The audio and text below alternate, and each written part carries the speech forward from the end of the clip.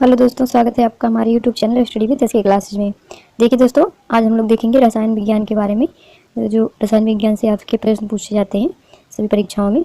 ये दोस्तों, ये जो आपका साइंस का प्रैक्टिस सेट चल रहा है, टेस्ट सीरीज, इसमें दोस्तों हम आपको रसायन विज्ञान का क्वेश्चन सॉल्व करवा रहे हैं। ये दोस्तों जो टेस्ट सीरीज है, ये आपकी एनटीपीसी परीक्षा, रेलवे ग्रुप डी परीक्षा और अन्य परीक्षाएं जिसमें भी साइंस पूछा जाता है, जैसे एसएससी हो गया या फिर अन्य जो परीक्षाएं हैं जिसमें भी आपका साइंस का क्वेश्चन पूछा जाता है, सबके लिए काफ़ी इंपॉर्टेंट होने वाला है।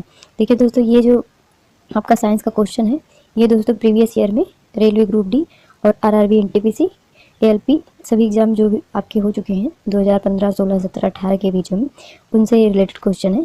तो देखिए दोस्तों, चलिए शुरू कर लेते हैं। ये हमारा दूसरा पार्ट है रसायन विज्ञान का। एक पार्ट हम इसको आपको पहले दे चुके हैं। अगर आप उसको देखना चाहते हैं तो आपको उसका लिंक वीडियो के डिस्क्रिप्शन बॉक्स में मिल जाएगा। और अन्य वीडियो भी हम आपको दे चुके हैं साइंस से रिलेटेड, बायोलॉजी से और प्लस फिजिक्स से भी। तो अगर आपको देखना हो तो देख लीजिएगा, सभी का लिंक आपको डिस्क्रिप्शन बॉक्स में मिल जाएगा। तो चलिए शुरू कर लेते हैं। पहला क्वेश्चन है, कास्टिक सोडा का रासायनिक नाम क्या है? तो देखिए 4 ऑप्शन दिए हैं। पहला दिया है आपका सोडियम थायोसल्फेट, दूसरा दिया है सोडियम कार्बोनेट, तीसरा दिया है सोडियम क्लोराइड और चौथा दिया है सोडियम हाइड्रा ऑक्साइड। तो कौन सा सही होगा? देखिए, कास्टिक सोडा मतलब जो धुलने वाला सोडा होता है, उसका रासायनिक सूत्र जो होता है, रासायनिक नाम जो होता है आपका, ये होता है sodium hydroxide. Option number D आपका सही हो जाएगा। नेक्स्ट क्वेश्चन देखिए इसमें आपसे पूछा जा रहा है, मिल्क ऑफ मैग्नीशिया का प्रयोग किस प्रकार किया जाता है? तो देखिए 4 ऑप्शन दिया है। देखिए पहला दिया है लैक्सोबिट, दूसरा दिया है दर्दनाशक, तीसरा दिया है सीडेबिट और चौथा दिया है एंटीबायोटिक। तो मिल्क ऑफ मैग्नीशिया का प्रयोग किस रूप में करते हैं बताइए? देखिए इसका जो प्रयोग है, इसको करते हैं लैक्सोबिट के रूप में। ऑप्शन नंबर ए आपका सही हो जाएगा। नेक्स्ट क्वेश्चन देखिए बॉक्साइड अयस्क है, आपको बताना है कि बॉक्साइड किसका अयस्क है। देखिए दोस्तों, ये काफ़ी इंपॉर्टेंट क्वेश्चन है। ये करीब परीक्षाओं में बार बार पूछा जाता है। इसकी गिनती हम नहीं करवा सकते कि कितनी परीक्षाओं में पूछा गया है। आपकी जितनी भी परीक्षाएं ऑल इंडिया में होती हैं, सभी में लगभग ये क्वेश्चन, मतलब हर टाइप की परीक्षा में क्वेश्चन पूछा जा चुका है। तो ये जो बॉक्साइड है दोस्तों, ये एल्युमिनियम का अयस्क होता है। तो ऑप्शन नंबर बी आपका सही होगा। देखिए इसको याद रखने का तरीका क्या है, इसको देखिए दोस्तों, बॉक्साइड एल्युमिनियम से क्या बनता है आपका? बक्सा बनता है, बक्सा जिसमें आप लोग क्या रखते हैं? सामान। और बक्सा बक्सा अगर याद है आपको तो इससे बॉक्साइड आप याद रख सकते हैं। तो ऑप्शन नंबर बी आपका सही हो जाएगा। नेक्स्ट क्वेश्चन देखिए इसमें आपसे क्या पूछा जा रहा है, जल शोधन के लिए निम्नलिखित में से किसका प्रयोग किया जाता है? तो देखिए 4 ऑप्शन दिए हैं, इसमें से किसका प्रयोग जल शोधन में करते हैं, ये आपको बताना है। तो बताइए कौन सा सही होगा। देखिए पहला क्या दिया है आपका सिरका, दूसरा दिया बेकिंग सोडा और तीसरा दिया एलम और चौथा दिया है टार्ट्रिक एसिड। तो कौन सा सही होगा जल्दी से बताइए। ऑप्शन नंबर जो आपका सी है एलम, ये सही हो जाएगा। इसका प्रयोग करते हैं जल शोधन में, तो ऑप्शन नंबर सी सही हो जाएगा। नेक्स्ट क्वेश्चन देखिए ब्लीचिंग पाउडर का सर्वाधिक सक्रिय घटक है, मतलब जो ब्लीचिंग पाउडर होता है उसका सर्वाधिक सक्रिय घटक कौन सा है? देखिए 4 ऑप्शन दिए हैं। पहला दिया है आयोडीन, दूसरा दिया है एल्शियम हाइड्रोक्लोराइड और तीसरा दिया है नाइट्रिक एसिड और चौथा दिया है अमोनियम सल्फेट। तो कौन सा सही होगा बताइए। ऑप्शन नंबर बी आपका सही हो जाएगा, कैल्शियम हाइपोक्लोराइड। कैल्शियम हाइपोक्लोराइड का प्रयोग सर्वाधिक क्या होता है? जो ब्लीचिंग पाउडर होता है इसमें सर्वाधिक क्या होता है? ये सक्रिय घटक होता है। तो ऑप्शन नंबर बी सही हो जाएगा। नेक्स्ट क्वेश्चन देखिए दोस्तों, इसमें आपसे क्या पूछा जा रहा है, चाक का रासायनिक नाम क्या है? तो 4 ऑप्शन दिए हैं। पहला दिया है कैल्शियम सल्फेट, दूसरा दिया है कैल्शियम नाइट्रेट और तीसरा दिया है कार्बोनेट, कैल्शियम कार्बोनेट और चौथा दिया आपका कैल्शियम फास्फेट। तो चाक का जो रासायनिक नाम है दोस्तों, ये आपका कैल्शियम कार्बोनेट है। तो कौन सा सही हो जाएगा ऑप्शन? ऑप्शन नंबर सी आपका सही हो जाएगा, कैल्शियम कार्बोनेट चाक। नेक्स्ट क्वेश्चन निम्नलिखित में से क्या पानी में अघुलनशील है? तो देखिए इसमें से कौन सा है जो पानी में अघुलनशील है? तो देखिए 4 ऑप्शन दिए हैं। पहला दिया है कैल्शियम, पहला दिया है सोडियम क्लोराइड, दूसरा दिया लिथियम ब्रोमाइड और तीसरा दिया आपका कैल्शियम कार्बोनेट और चौथा दिया मैग्नीशियम आयोडाइड। तो कौन सा सही होगा? देखिए आपका ऑप्शन नंबर सी सही हो जाएगा, कैल्शियम कार्बोनेट जो है ये पानी में अघुलनशील है। देखिए कैल्शियम कार्बोनेट का हिंदी नाम क्या है, मतलब आम बोलचाल की भाषा में चाक। चाक कहाँ यूज होता है दोस्तों? जब सर या मैम जो है, हम लोग जब पढ़ते थे क्लास में, तो जो ब्लैक बोर्ड पे वाइट कलर का जो एक चाक रहता था उससे लिखते थे, वही चाक होता है। देखिए उसको पानी में डालिए तो वो घुलता नहीं है। तो इसका मतलब ये क्वेश्चन जो पूछा गया है, ये आपका प्रयोग के हिसाब से आप इसको बता सकते हैं। तो कैल्शियम कार्बोनेट जो है यही सही हो जाएगा, ये घुलता नहीं है। और ये किसका बना होता है, मतलब कैल्शियम कार्बोनेट से क्या बनता है? चॉक। और चॉक पानी में नहीं घुलता, तो इस तरह से आप याद रख सकते हैं। नेक्स्ट क्वेश्चन देखिए इसमें क्या पूछा जा रहा है आपसे, लोहे की जंग होती है, मतलब लोहे पे जो जंग लगती है कि कौन सी प्रक्रिया आपको बताना है। देखिए पहला दिया है भौतिक प्रक्रिया, दूसरा दिया है रासायनिक प्रक्रिया और तीसरा दिया है प्रतिवर्ती प्रक्रिया और चौथा दिया है मिश्रण। तो जो लोहे पे जंग लगती है ये आपका एक रासायनिक प्रक्रिया है। क्योंकि दोस्तों इसको फिर से देखिए, भौतिक प्रक्रिया में क्या होता है, जो चीज़ वापस से मिल जाए वही चीज़, और रासायनिक में क्या होगा, वो फिर से मिलेगा नहीं, मूल तत्व जो होगा। तो ये क्या है, रासायनिक प्रक्रिया है। नेक्स्ट क्वेश्चन देखिए, इसमें आपसे क्या पूछा जा रहा है कि गैल्वेनीकरण एक प्रक्रिया है जिसमें लोहे की वस्तुओं पर से बचने के लिए जिंक की परत चढ़ाई जाती है। मतलब गैल्वेनीकरण क्या है आपको बताना है। तो देखिए लोहे की वस्तुओं पे जब किसी चीज़ का परत चढ़ाया जाता है तो उसको क्या कहते हैं, गैल्वेनीकरण। तो लोहे की वस्तुओं पे किस लिए परत चढ़ाई जाती है, तो जंग लगने से बचाने के लिए। तो ऑप्शन कौन सा सही हो जाएगा इसमें, ऑप्शन नंबर जो बी है ये सही हो जाएगा। इसको यहाँ रखिए, जंग लगने से बचाने के लिए जिंक की परत क्या की जाती है, लोहे की वस्तुओं पे चढ़ाई जाती है, और उस प्रक्रिया को क्या कहते हैं, गैल्वेनीकरण। तो ऑप्शन नंबर बी आपका सही हो जाएगा इस क्वेश्चन का। नेक्स्ट क्वेश्चन देखिए गैल्वेनाइज्ड लोहा क्या होता है। मतलब यही क्वेश्चन देखिए फिर से रिपीट हुआ है। मतलब या तो गैल्वेनीकरण प्रक्रिया है, और गैल्वेनाइज्ड लोहा का मतलब क्या हो गया कि उस पर जिंक की परत चढ़ी हुई है। तो कौन सा ऑप्शन सही हो जाएगा, बी वाला। देखिए बी वाले में क्या कह रहा है कि गैल्वेनाइज्ड जो है जिंक लेपित लोहा गैल्वेनाइज्ड कहलाता है। तो ऑप्शन नंबर बी सही हो जाएगा। नेक्स्ट क्वेश्चन देखिए इसमें क्या पूछा जा रहा है आपसे कि गैल्वेनीकरण जंग से बचाने वाली एक प्रक्रिया है जिसमें स्टील और लोहे पर किसकी कोटिंग का इस्तेमाल किया जाता है। देखिए दोस्तों ये आप यही क्वेश्चन देखिए 3 बार एनटीपीसी परीक्षा में 2016 में 3 पेपरों में पूछा गया है। तो देखिए इसी प्रकार से क्वेश्चन आते हैं। तो इसको देखिए कौन सा सही होगा। देखिए इसका ऑप्शन नंबर डी सही हो जाएगा, जिंक की परत। अभी देखिए इसमें भी वही बात बताई गई है और ऊपर वाले में भी। तो इसमें क्या भरा जाता है, अगर मतलब गैल्वेनीकरण किसी लोहे की छड़ को या स्टील की छड़ को की जाती है तो उस पर जिंक का कोटिंग किया जाता है। तो ऑप्शन नंबर डी सही हो जाएगा। नेक्स्ट क्वेश्चन देखते हैं। देखिए इसमें आपको क्या बताना है कि निम्नलिखित में से कौन सी एक उत्कृष्ट नोबल धातु है। देखिए कौन सा एक उत्कृष्ट नोबल धातु है। तो देखिए 4 ऑप्शन दिए हैं, इसमें से कौन सा सही हो जाएगा बताइए।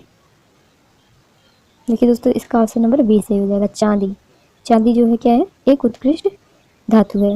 ऑप्शन नंबर बी सही हो जाएगा। नेक्स्ट क्वेश्चन देखिए इसमें आपसे क्या पूछा जा रहा है, निम्नलिखित धातुओं में से कौन सा फोटो फिल्मों में इस्तेमाल किया जाता है। देखिए जो फिल्मों में बनती है फ़ोटो, उसमें कौन सी धातु का उपयोग करते हैं। तो देखिए कौन सी धातु का प्रयोग किया जाता है, 4 ऑप्शन में से आपको बताना है। पहला दिया है मैग्नीशियम, दूसरा दिया रजत, तीसरा दिया प्लेटिनम और चौथा दिया पारा। तो कौन सा ऑप्शन सही हो जाएगा। देखिए आपका जो रजत है ये आपका यूज किया जाता है, तो ऑप्शन नंबर बी सही हो जाएगा। नेक्स्ट क्वेश्चन देखिए सोने को घोला जा सकता है। देखिए 4 ऑप्शन दिए हैं, सोना जो है किस में घुलता है आपको बताना है। तो देखिए पहला दिया सल्फ्यूरिक एसिड, दूसरा दिया नाइट्रिक एसिड और तीसरा दिया है 3 भाग हाइड्रोक्लोरिक एसिड तथा 1 भाग नाइट्रिक एसिड और चौथा दिया हाइड्रोक्लोरिक एसिड। तो कौन सा सही हो जाएगा। ये देखिए जो 3 भाग हाइड्रोक्लोरिक एसिड मतलब HCl और 1 भाग क्या है नाइट्रिक एसिड NO3 ये जो है आपका होता है। तो इसमें 3 भाग ये होता है और 1 भाग ये, इसका जो मिश्रण होता है क्या कहलाता है आपका, इसको कहते हैं एक्वा रजिया इसको कहते हैं। इसका ये भी क्वेश्चन पूछा जा सकता है आपसे, तो इसको क्या कहते हैं, एक्वा रजिया, या फिर क्या कहते हैं, एक नाम इसका और भी है आम बोलचाल की भाषा में। तो कौन सा है आप कमेंट करके बताइएगा। नेक्स्ट क्वेश्चन देखिए क्विक सिल्वर कहा जाने वाला धातु कौन सा है, मतलब क्विक सिल्वर किस धातु को कहा जाता है। तो देखिए 4 ऑप्शन दिए हैं, पहला दिया सिल्वर, दूसरा दिया एल्युमिनियम, तीसरा दिया पारा, चौथा दिया सीसा। तो क्विक सिल्वर जो है आपका जो पारा धातु है इसको कहा जाता है। तो ऑप्शन नंबर सी सही हो जाएगा आपका। नेक्स्ट क्वेश्चन देखिए, इसमें देखिए आपसे क्या पूछा जा रहा है, निम्नलिखित में से कौन सी धातु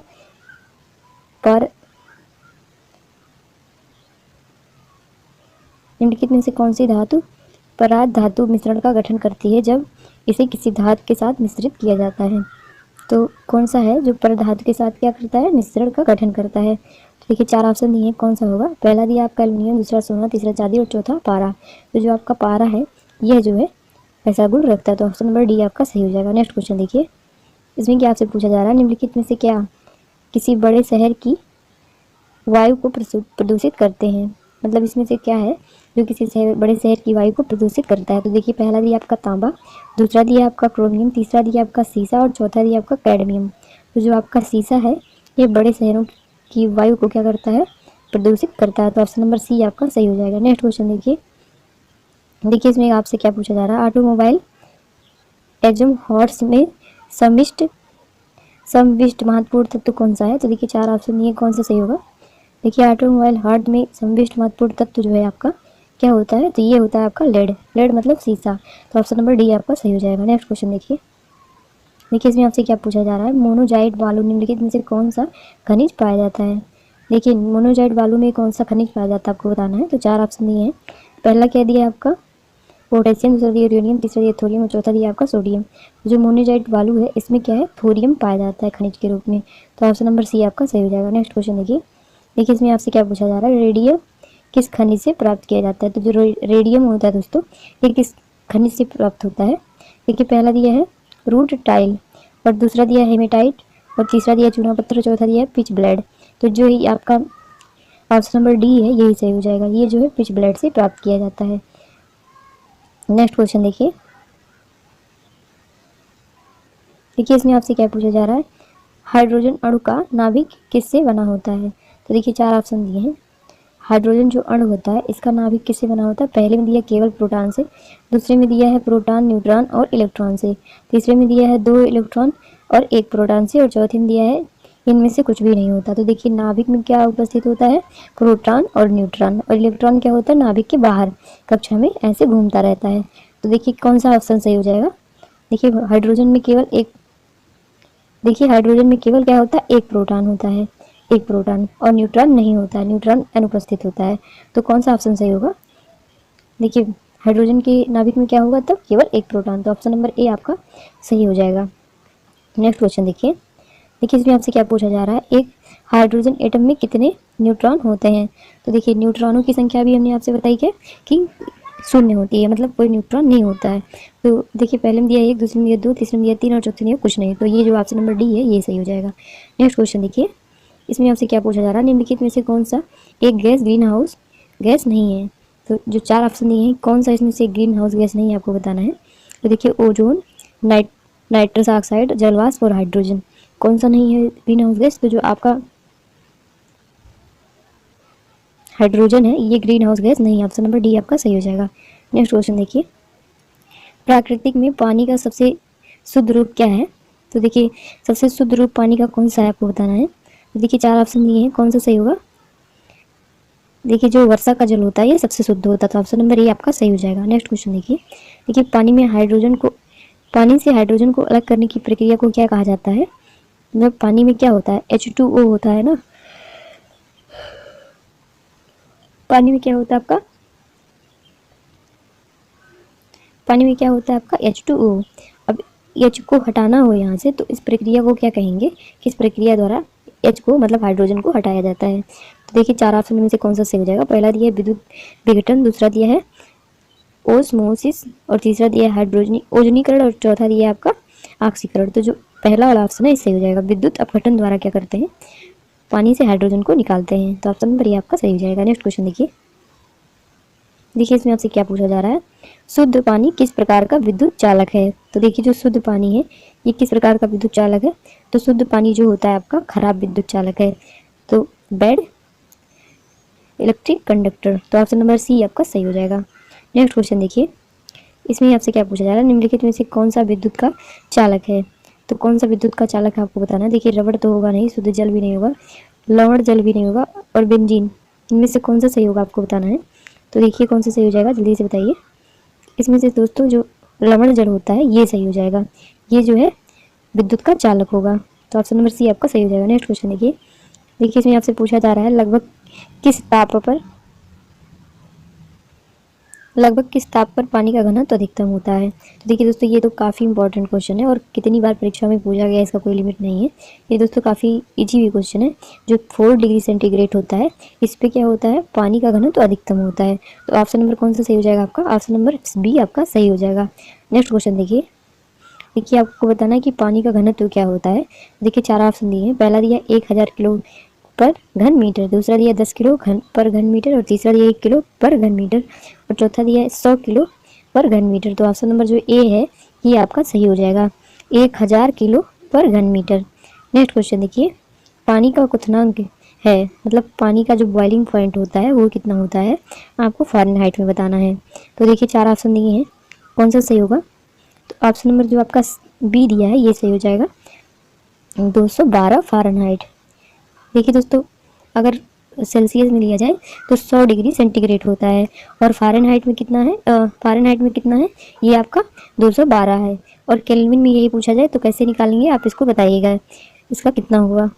इसका एक फार्मूला भी आपको हम अपनी अदर वीडियो में बता चुके हैं, काफ़ी डिटेल्स इस टाइप के क्वेश्चन सॉल्व करवाए हैं। अगर आपको वीडियो देखना हो तो लिंक उसका डिस्क्रिप्शन बॉक्स में आपको मिल जाएगा, उसको ज़रूर देखिएगा। नेक्स्ट क्वेश्चन देखिए इसमें आपसे क्या कहा जा रहा है, पानी का हिमांक बिंदु क्या होता है? तो देखिए इसको भी आपको फ़ारेनहाइट में बताना है, तो कौन सा सही हो जाएगा? कितने डिग्री सेंटीग्रेड पे कितने फ़ारेनहाइट पे पानी क्या हो, बर्फ़ बन जाता हो, वही आपको बताना है। देखिए डिग्री सेंटीग्रेड पूछा होता तो 0 डिग्री सेंटीग्रेड हो जाता, लेकिन आपसे क्या पूछा गया है? फ़ारेनहाइट में, तो कौन सा सही होगा बताइए। देखिए जो 32 डिग्री फ़ारेनहाइट है, इस पॉइंट पे पहुंच के क्या होता है, पानी हिमांक बिंदु पे पहुंच जाता है। ऑप्शन नंबर डी आपका सही हो जाएगा। नेक्स्ट क्वेश्चन देखिए, निम्नलिखित में से किसका प्रयोग पानी का अस्थायी कठोरता को दूर करने के लिए किया जाता है? तो देखिए 4 ऑप्शन दिए हैं, पहला दिया आपका सोडियम कार्बोनेट, दूसरा दिया पोटेशियम परमैंगनेट, तीसरा दिया है क्लोरीन और चौथा दिया एलम। तो पानी की अस्थायी कठोरता को दूर करने के लिए किसका प्रयोग करेंगे? तो सोडियम कार्बोनेट जो होता है उसका प्रयोग, ऑप्शन नंबर ए आपका सही हो जाएगा। सोडियम कार्बोनेट का प्रयोग जल की अस्थायी कठोरता को दूर करने के लिए किया जाता है। नेक्स्ट क्वेश्चन देखिए इसमें आपसे क्या पूछा जा रहा है, कार्बन का एक रूप नहीं है। मतलब 4 ऑप्शन दिए हैं, पहला दिया हीरा, दूसरा दिया सिलिकॉन, तीसरा दिया फ्लोरीन और चौथा दिया ग्राफीन। तो ये सभी जो है ये कार्बन के क्या हैं, एक अलग रूप है, अपर रूप है ये सब।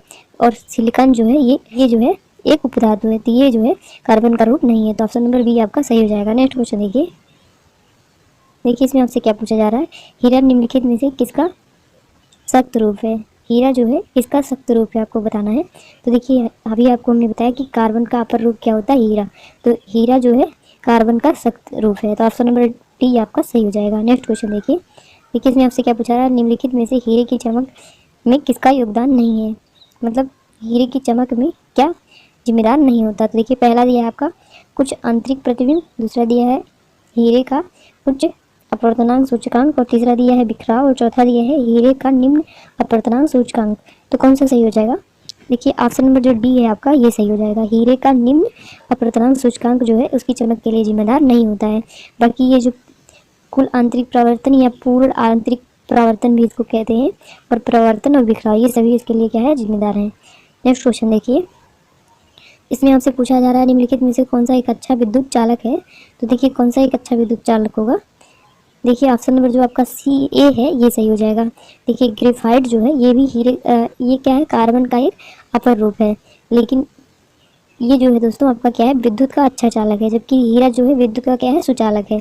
और लकड़ी का कोयला भी, और पीट भी, और हीरा भी, मतलब ये सभी कार्बन के ही रूप दिए हुए हैं चारों। इसमें से सिर्फ ग्रेफाइट जो है इसी में क्या होता है, विद्युत का चालन हो सकता है। तो ऑप्शन नंबर ए आपका सही हो जाएगा। नेक्स्ट क्वेश्चन देखिए इसमें आपसे क्या पूछा जा रहा है, निम्नलिखित में से कौन सा हरित गृह प्रभाव पर ज़्यादा असर डालता है? मतलब कौन सा है जो ग्रीन हाउस इफेक्ट को ज़्यादा प्रभावी बनाता है? तो देखिए 4 ऑप्शन दिए हैं, कौन सा सही हो जाएगा? तो देखिए दोस्तों इसका जो सही ऑप्शन होना चाहिए था ये वाटर वेपर होना चाहिए था, लेकिन वरीयता क्रम में पहले कार्बन डाइऑक्साइड दिया हुआ है, तो इसलिए हम लोग क्या करेंगे, इसी को सही लगाएंगे, ऑप्शन नंबर सी को। अगर ये जो जलवाष्प है ये आपका बी नंबर पे दिया होता तो इसी को लगाते, तो ऑप्शन नंबर सी आपका सही हो जाएगा। नेक्स्ट क्वेश्चन देखिए इसमें आपसे क्या पूछा जा रहा है, निम्नलिखित में से कौन सी गैस पृथ्वी पर ग्रीन हाउस गैस के प्रभाव के लिए जिम्मेदार है? मतलब पृथ्वी पर जो ग्रीन हाउस गैस है इसके लिए कौन सी गैस जिम्मेदार है? तो देखिए 4 ऑप्शन दिए हैं, इनमें से आपको सही बताना है। तो देखिए जो ऑप्शन नंबर ए है आपका यही सही हो जाएगा। वाटर वेपर और कार्बन डाइऑक्साइड ये दोनों क्या है, ग्रीन हाउस गैस के लिए जिम्मेदार है, तो ऑप्शन नंबर ए आपका सही हो जाएगा। नेक्स्ट क्वेश्चन देखिए इसमें क्या आपसे पूछा जा रहा है कि कथन और कारण दिया है और बताना है आपको कौन सा सही होगा। तो देखिए कथन में क्या दिया है, कार्बन डाइऑक्साइड में वृद्धि से ध्रुवीय बर्फ पिघल जाएगा, और दूसरा दिया वैश्विक तापमान में वृद्धि होगी। तो देखिए इसमें कौन सा सही हो जाएगा? देखिए पहले में दिया है ए सही है लेकिन आर गलत है, दूसरा दिया है ए गलत है आर सही है, और तीसरा दिया है आपका ए और आर दोनों सही है, आर ए का उचित व्याख्यान करता है। तो यही वाला आपका सही हो जाएगा, क्योंकि देखिए जो कार्बन डाइऑक्साइड है ये क्या कर रहा है, ध्रुवीय गैस को पिघला रहा है, ये जाके वहाँ पे जम रहा है। जैसे मान लीजिए कोई पहाड़ है इस पे बर्फ़ ऐसे जमा हुई है, तो इस पे जब कार्बन का इमिशन होता है तो इस पे जाके वो जम जाता है ऊपर उठ के। उसके बाद जब सूर्य की किरणें यहाँ से पड़ती हैं इस पे, तो इसको क्या करती हैं, काला होने की वजह से क्या करती हैं, इस पे ज़्यादा अवशोषण हो जाती हैं। तो ज़्यादा अवशोषण होगा तो क्या होगा, टेम्परेचर बढ़ेगा, और टेम्परेचर बढ़ेगा तो जो ये जो आइस जमा हुआ है ये पिघल के क्या होगा, नीचे आएगा। तो इससे क्या होगा, पृथ्वी का जल स्तर बढ़ेगा। तो ये वैश्विक तापन को भी प्रभावित करेंगे, मतलब बढ़ाएंगी। तो इसी हिसाब से क्वेश्चन क्या होगा, सही हो जाएगा। नेक्स्ट क्वेश्चन देखिए। देखिए इसमें आपसे क्या पूछा जा रहा है। नेक्स्ट क्वेश्चन देखिए। देखिए इसमें आपसे क्या पूछा जा रहा है, अग्निशमन के लिए हम किसका प्रयोग करते हैं। मतलब अग्निशमन मतलब जो आपका जब आग लग जाती है तो जो आपको बुलाया जाता है एक दमकल, उसको कहते हैं आम बोलचाल की भाषा में, उसी को कहते हैं अग्निशमन। इसका प्रयोग, इसमें किसका प्रयोग किया जाता है, मतलब आग को बुझाने के लिए किसका प्रयोग करते हैं। तो जो 4 ऑप्शन दिए, पहला हाइड्रोजन, दूसरा दिया कार्बन मोनोऑक्साइड, तीसरा दिया कार्बन डाइऑक्साइड और चौथा दिया मार्स गैस। तो जो ऑप्शन नंबर सी आपका सही हो जाएगा। जो कार्बन डाइऑक्साइड है दोस्तों, ये क्या करता है, आग को बुझाने में काफ़ी मदद करता है। तो ऑप्शन नंबर सी सही हो जाएगा। नेक्स्ट क्वेश्चन देखिए। इसमें आपसे क्या पूछा जा रहा है, वातावरण में कार्बन डाइऑक्साइड की वृद्धि निम्नलिखित में से किसका कारण है, किसके कारण से होती है। तो देखिए 4 ऑप्शन दिए हैं, पहला दिया आपका जीवाश्म ईंधन के ज़्यादा इस्तेमाल से, दूसरा दिया वनों की कटाई से, तीसरा दिया है वाहनों की संख्या में वृद्धि से, और चौथा दिया है सौर हीटरों के ज़्यादा इस्तेमाल से। वातावरण में कार्बन डाइऑक्साइड की वृद्धि का मुख्य कारण है दोस्तों, वो क्या है आपको बताना है। तो देखिए जो जीवाश्म ईंधन है इसका भी इस्तेमाल करने से CO2 बढ़ता है, और वनों की कटाई से भी, क्योंकि जब वन कट जाएंगे तो CO2 को ग्रहण करने वाला कोई बचेगा नहीं, और इंसान, गाड़ी, मोटर सभी क्या है, CO2 को रिलीज कर रहे हैं। और तीसरा जो है वाहन की वृद्धि से, वाहन जो है बढ़ रहे हैं, और बढ़ने से क्या हो, CO2 की अधिकता हो रही है, क्योंकि हर वाहन जो है कुछ ना कुछ मात्रा में CO2 को छोड़ता है। तो क्या होगा, ऑप्शन नंबर आपका सी सही हो जाएगा। देखिए सौर हीटरों के ज़्यादा इस्तेमाल से ये गलत हो जाएगा। सौर हीटर मतलब क्या होता है, सोलर हीटर मतलब सोलर से, मतलब जो आपका सूर्य के प्रकाश से चलने वाले यंत्र होते हैं उसी को कहते हैं। तो ये जो है नहीं होगा। तो ऑप्शन नंबर कौन सा सही हो जाएगा आपका, सी। इसमें 1 2 3 तीनों जो है सही है, तो तीनों दिया गया है। नेक्स्ट क्वेश्चन देखिए। देखिए इसमें आपसे क्या पूछा जा रहा है, मीठे, नेक्स्ट क्वेश्चन देखिए, मीठे शीतल पेयजल का मुख्य घटक क्या है, आपको बताना है। सॉफ्ट ड्रिंक क्या होता है, यही आपको बताना है। देखिए पहले में क्या दिया है आपका, कार्बोनेटेड पानी, दूसरा दिया है आपका हाइड्रोक्लोरिक एसिड, तीसरा दिया आपका फास्फोरिक एसिड, और चौथा दिया कैफीन। तो देखिए जो आपका सॉफ्ट ड्रिंक होता है ये कार्बोनेटेड पानी होता है, मतलब मीठे शीतल पेय को क्या कहते हैं, कार्बोनेटेड पानी। तो इसका रासायनिक नाम सॉफ्ट ड्रिंक का क्या है, कार्बोनेटेड पानी। तो ऑप्शन नंबर ए आपका सही हो जाएगा। नेक्स्ट क्वेश्चन देखिए। देखिए इसमें आपसे क्या कहा जा रहा है, एक कथन और एक कारण दिया है। कथन में क्या दिया है, आपसे कह रहा है कि सांस के लिए कार्बन मोनोऑक्साइड, कथन में क्या कहा जा रहा है, सांस के साथ कार्बन मोनोऑक्साइड जाने पर यह मौत का कारण बनता है। और कारण क्या लिखा है, कार्बन मोनोऑक्साइड हीमोग्लोबिन के साथ मिल जाता है। तो देखिए जो आपका कथन है ये भी सही है और कारण भी सही है। तो ऑप्शन कौन सा सही हो जाएगा, देखिए दोनों में सही दिया है। जो सी वाला है देखिए इसमें लिखा ए आर दोनों सही है, और आर ए की उचित व्याख्या करता है। तो देखिए जो आपका कार्बन मोनोऑक्साइड है CO, इसका रासायनिक फॉर्मूला क्या है, CO। ये जो है क्या करता है, जब मान लीजिए कहीं CO की अधिकता हो, जैसे कहीं गाड़ी मोटर इंजन चल रहा हो, वहाँ पे CO जो है रिलीज होता है। तो जहाँ पे वो CO ज़्यादा होता है, अगर आप वहाँ से गुजरेंगे तो वो मतलब वो आपके अंदर क्या होगा, ज़्यादा मात्रा में ऑक्सीजन को छोड़ के, जैसे हम ही लोग जब सांस लेते हैं इंसान, तो हमेशा क्या करते हैं, O2 को ग्रहण करते हैं। तो जब आप वहाँ से गुजरेंगे जहाँ पे CO की मात्रा ज़्यादा है, तो क्या होगा, आप O2 को कम ग्रहण करने लगेंगे और CO को ज़्यादा ग्रहण करेंगे। इसकी मात्रा बढ़ते ही शरीर में क्या होगा, हीमोग्लोबिन इसको तेज़ी से अंदर की तरफ खींचेगा, और ये एक जहरीली गैस है दोस्तों। इसकी वजह से क्या होगा, आपका मृत्यु हो सकता है, दम घुटने लगता है। तो ऑप्शन नंबर कौन सा सही हो जाएगा, ऑप्शन नंबर सी आपका सही हो जाएगा। नेक्स्ट क्वेश्चन देखिए। देखिए इसमें आपसे क्या पूछा जा रहा है, सूखी बर्फ क्या है, ड्राई आइस किसको कहते हैं। तो देखिए 4 ऑप्शन दिए हैं, पहला दिया है सूखा हुआ बर्फ, दूसरा दिया रेगिस्तान में जमी हुई बर्फ, और तीसरा दिया कार्बन डाइऑक्साइड का ठोस रूप, और चौथा दिया है हाइड्रोजन पेरोक्साइड का ठोस रूप। तो जो ऑप्शन नंबर सी है ये सही हो जाएगा। कार्बन डाइऑक्साइड का ठोस रूप क्या कहलाता है, सूखा बर्फ, मतलब ड्राई आइस। तो ऑप्शन नंबर सी सही हो जाएगा। नेक्स्ट क्वेश्चन देखिए। देखिए इसमें आपसे क्या पूछा जा रहा है, भूपर्पटी में दूसरा सर्वाधिक पाया जाने वाला तत्व कौन सा है। तो देखिए भूपर्पटी पे सबसे ज़्यादा कौन सा तत्व पाया जाता है दोस्तों, इसको आप कमेंट के माध्यम से बताइएगा। और दूसरा जो सबसे ज़्यादा क्या है, ये आपका कौन सा है, सिलिका। ऑप्शन नंबर बी आपका सही हो जाएगा। दूसरे स्थान पे सबसे ज़्यादा सर्वाधिक पाया जाने वाला तत्व भूपर्पटी पे कौन सा है, सिलिका। नेक्स्ट क्वेश्चन देखिए। देखिए इसमें आपसे क्या पूछा जा रहा है, कंप्यूटर में प्रयोग आईसी चिप किससे बना होता है? तो देखिए जो कंप्यूटर होता है उसमें जो प्रयोग होने वाला आईसी चिप है ये आपका बना होता है सिलिकॉन या जर्मेनियम से। ये दोनों सिलिकॉन और जर्मेनियम जो है क्या है, एक उपधातु है। तो ऑप्शन नंबर आपका कौन सा सही हो जाएगा? इसमें सिलिकॉन ही दिया है तो ऑप्शन नंबर बी आपका सही हो जाएगा। नेक्स्ट क्वेश्चन देखिए इसमें आपसे क्या पूछा जा रहा है, घड़ियों में इस्तेमाल किए जाने वाला क्वार्ट्ज है। क्वार्ट्ज मतलब जो आपका घड़ियों में क्वार्ट्ज इस्तेमाल होता है किससे बना होता है आपको बताना है। तो देखिए 4 ऑप्शन दिए हैं, कौन सा सही होगा जल्दी से बताइए। तो देखिए जो सिलिकॉन डाइऑक्साइड है ये जो है क्या है, घड़ियों में इस्तेमाल होने वाला क्वार्ट्ज है। ऑप्शन नंबर बी आपका सही हो जाएगा। नेक्स्ट क्वेश्चन देखिए इसमें आपसे क्या पूछा जा रहा है, हमारे वातावरण के कितने प्रतिशत हमारे वातावरण में कितना प्रतिशत नाइट्रोजन है। देखिए दोस्तों ये काफ़ी इंपॉर्टेंट क्वेश्चन। आपका जो पृथ्वी का वातावरण है या पर्यावरण है इसमें क्या होता है, 78% आपका क्या पाया जाता है, नाइट्रोजन। कितना? 78% नाइट्रोजन N2। और 21% आपको क्या पाया जाता है, 21% आपका पाया जाता है O2 मतलब ऑक्सीजन। और 21% में जो बचा हुआ है कि इसमें सभी गैसें पाई जाती हैं। इसमें आर्गन हो गया आपका और हीलियम और जितनी भी गैसें हैं, नियॉन, ये सभी पाए जाते हैं। तो कौन सा सही हो जाएगा? देखिए 78 तो हो गया आपका कितना, क्या नाइट्रोजन, फिर क्या हो गया 21% क्या हो गया आपका O2, ये हो गया N2 और ये हो गया O2, कितना 21%। तो इसको ऐड करेंगे तो कितना हो जाएगा आपका 99% तो जो है यही दोनों गैस पाए जाते हैं आपके वातावरण में। और इनको छोड़ के 1% में सभी अन्य गैस पाए जाते हैं। तो ऑप्शन नंबर कौन सा सही हो जाएगा? ए।